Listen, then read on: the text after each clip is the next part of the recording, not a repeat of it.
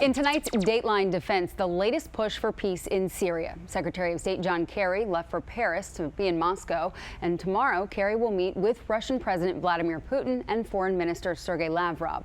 Well, for more, I'm joined by J.D. Gordon, retired Navy commander, former Pentagon spokesman, and executive director of Protect America Today. J.D., let's start with Kerry's goals there in Moscow. Really haven't changed much over the past year. The U.S. wants Russia out of Ukraine and President Bashar al-Assad out of Syria.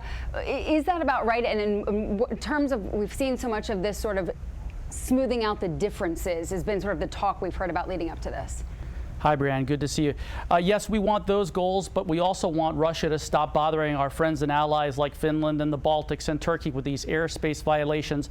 The occupation of parts of Ukraine, the Donbass region in eastern Ukraine and Crimea, is something we want to end. The international community recognizes that as illegal. That affects about 6 million people.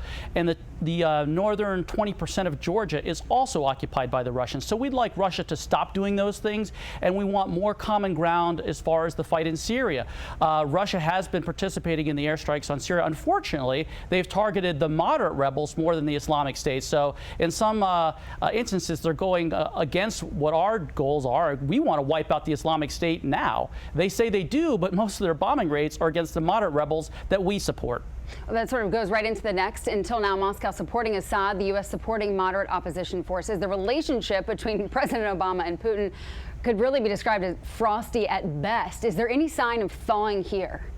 Well, I think perhaps this week with Secretary Kerry's visit, and also I think both countries are coming to the realization that the terror threat from radical Islam is severe for both nations. So I think we should work more closely with the Russians to combat this terror threat like from the Islamic State. And we've got to go right back at the source of it, this radical Islam, the ideology, which comes from Mecca and it comes from Tehran. So we both have to do better there. But as far as an actual thawing long term, I don't really see that happening because Russia really wants to reconstitute a Russian empire. Putin does, the Russian people do, and they see the United States and NATO as an obstacle to that. In terms of looking for a key takeaway from this meeting scheduled for tomorrow, what should we be looking for? Well, I think that if Secretary Kerry is able to get a better agreement from Russia to actually start doing more to actually bomb the Islamic State targets. I know Russia has been bombing some of their fuel trucks, which is helpful, but I think Russia has to do a lot more cooperation to actually target the Islamic State rather than the moderate rebels that we're supporting. But I don't know if that's going to happen. That's what the Secretary should be pushing for. Lots to watch. Well, according to Hezbollah TV and Syrian activists, Syrian forces seizing control of a military airbase outside Damascus today. So it's hard to separate fact from fiction when we learn of all of this. Who has the momentum here right now from what we are learning?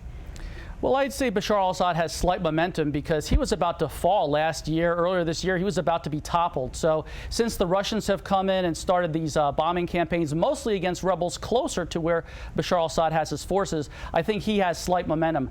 Also, I'd say the Islamic State has some momentum, too, because basically the people being targeted by both Bashar al-Assad and the Russians are primarily the moderates. So Bashar al-Assad has more momentum, I'd say, than just about anybody, but right behind him would be, unfortunately, ISIS.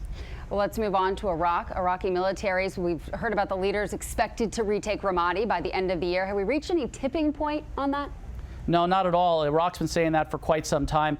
I think we have to come to the realization that Syria and Iraq are both failed states. I was a naval officer in Yugoslavia in the 1990s. The reason why there's peace there now is because we aggressively went after the leaders. We killed some, we imprisoned some, and we broke Yugoslavia up with the international community into mini states, different states. That's why there's peace now. I think that Vice President Biden was onto something about 10 years ago when he said Iraq should be 3 states now, Sunni, Shia and Kurd. I think he was a little premature because we didn't have enough time for democracy. But look, 10 years later, democracy has utterly failed in Iraq because they're so sectarian.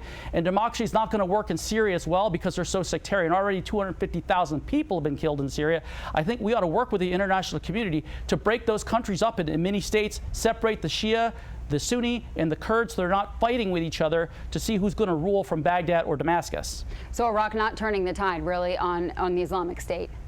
No, not at all. I think that the Islamic State, when the bombing campaign started from our coalition a year and a half ago, the Islamic State had about the size of Indiana out of Syria and Iraq. Well, it's still got that. Mosul's one of the largest cities in Iraq, firmly under ISIS control.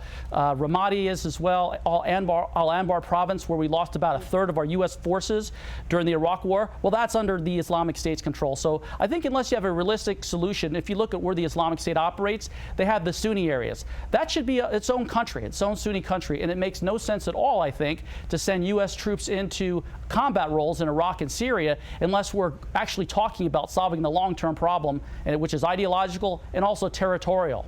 What do you make of Turkey getting word today they're withdrawing some of the troops they're stationed in Iraq? Well, I think they feel they have to because they had a few hundred troops there and they were going after the Kurdish Workers' Party, the PKK, which they consider a terrorist organization. And the Iraqis said, hey, we're not going to tolerate it anymore. There's going to be repercussions. So I think the Turks decided to just cut their losses and withdraw into their own borders. All right. J.D. Gordon, Executive Director of Protect America Today. J.D., thanks so much. Great to see you, Brian.